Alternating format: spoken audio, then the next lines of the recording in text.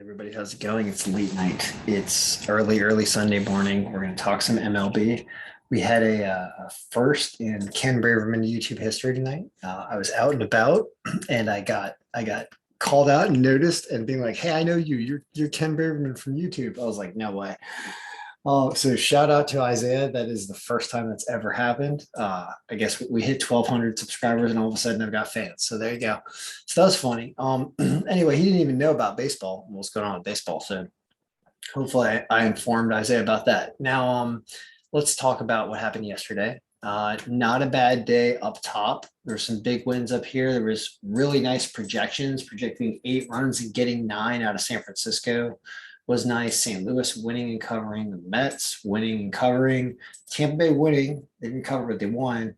Then you get the Yankees get no hit. Arizona doesn't come in if you had them. And this game was a really high scoring game. This Kansas City um, Oakland game. If you look at the algorithm, this is really interesting. So the highest scoring projected game of the day was this game at 12 runs.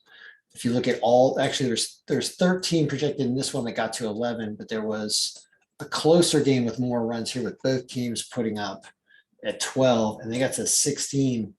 So I took an alternate over in that game. I had another ticket that actually won, even though this ticket was not a winner, as Colorado +1.5 loses, Washington loses a close one, and St. Louis only gets to 5 runs. They don't get over. So could have done better on my picks today, that's for sure, on that ticket.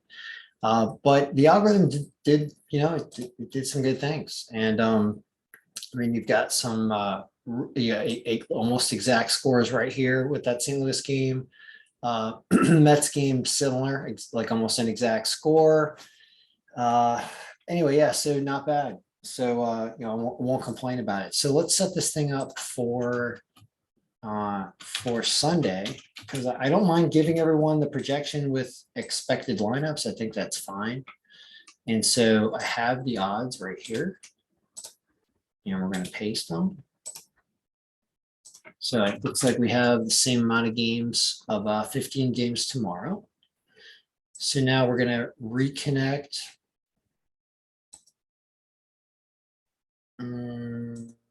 What did I do? I think I actually have to back up a second. 1 second. This is from the 24th. This is from the 25th. We need to freeze these formulas here. So this is yesterday's games. We're copying and then we're pasting as values.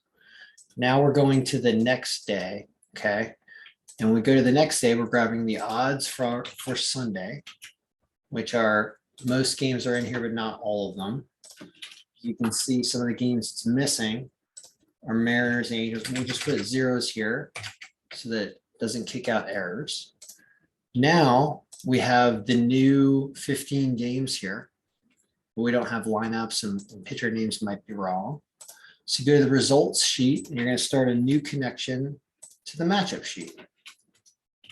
Once you do that, pull your formulas over and pull them down 15 games or so.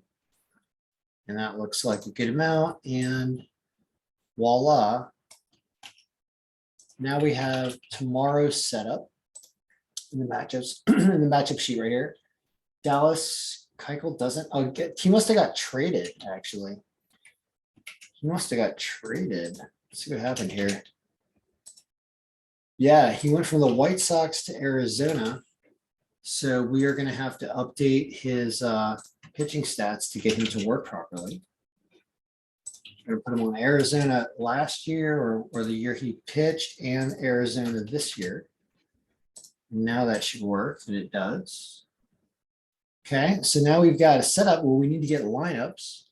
So we're going to go into RotoWire. I've already gone to the right page, which is tomorrow's lineups, Sunday's lineups. I'm going to grab those lineups. I'm going to paste them right here. And refresh. And let's take a look and see if there are any lineup factors of 0. There are 2, Jackson and Anthony.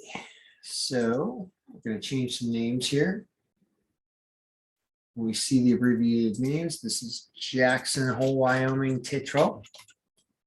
Jackson and Anthony Stefani So you just have to type over the name of the pivot table and it will remember it for this setup for today. And when you update. So now we have a lineup factor for every team. And voila. Let's put this to 2022. And there you go. And so now when we refresh for tomorrow, we click on Sunday and we get rid of the scores because they haven't happened yet. And we are good. And there it is. So not a lot of underdogs on here. Only Cincinnati over San Francisco, way down here with no margin. The rest of this is looking like the odds makers. Funny how that is. So I'll send this out to the people who have paid to subscribe and get a copy of the Excel file. You'll get a copy of this. As for, is there anything we want to change pitching wise? We only got 4 innings for Chichi Gonzalez that are really bad. His last year is really bad also. So it kind of doesn't matter. Jack Flaherty is weird. He was good last year. So this is not a game flipper, but a score flipper there if Flaherty gets hit, not like last year. So that's kind of interesting. And is there anything else to look at? Desclafani as well. How about him last year? See, he's a better pitcher last year, and that goes from a number. See how Cincinnati's not favored when Desclafani pitches like last year. So that's also weird there. So given all that, what do you do if you just only watch this video and you wager? Well, the algorithm says every game above 10% is usually good. There's a lot of them up here. However, the Minnesota game at minus 210 is way down here. This is way down here. We saw Jack Flaherty's a mess also this year. That's why he's so far low down here. This is way down here, and Baltimore's playing well. So you get a great line of Baltimore in a close game, right? But the winners are supposed to be here, I guess. And if you're looking for runs, we can take this and we can bring it in the Google Sheet tomorrow. Here, 26th. And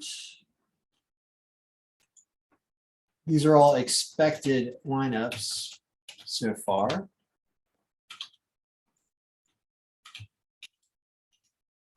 Don't have this wager for today because we don't know what a wager is going to be for today. And we'll start, I'll start fixing all the times here. This is annoying that you have to do this. But I'll fix that. But anyway, once you get wind and weather in here, you'll start to see if some of these big scoring games also have wind in their favor. Is there going to be another big scoring Kansas City Oakland game? The Cincinnati San Francisco game, we'll see what the wind is there. If Desclafani gets hit, there could be a ton of runs here. So we'll see how all that pans out. But that's basically the look. And figured I'd give it away for free. If I'm gonna get called out when I go out for being a pseudo YouTube celebrity, then by gosh golly, we have to do algorithms for everyone, don't we? All right, good luck everybody. May all your picks be winning. And as for tomorrow, do something tonight. And you're just reading the algorithm for what it's worth. It says Dodgers at minus 110 because Atlanta's a good team. So you're getting a really nice line on the Dodgers there. It says they only put up 4.2 runs, but says they win.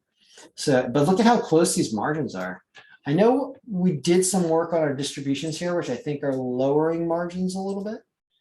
But still, I mean, to see stuff and to see like these games actually being toss-ups, do you really want to stay away from these favorites? And even this one. But this stuff up here, I mean, how many is that? That's 8 teams. And Tampa Bay minus 215. Do you take the minus 1.5? Says they win 5-2. But Ronci Contreras, good pitcher. So I don't think you even take a minus 1.5. And I don't like that line. So it makes me want to take all the other ones. There's 7 other ones here. Or some combinations of overs or something. All right, guys, that's enough for baseball tonight. So good luck, everyone. May all your picks be winning.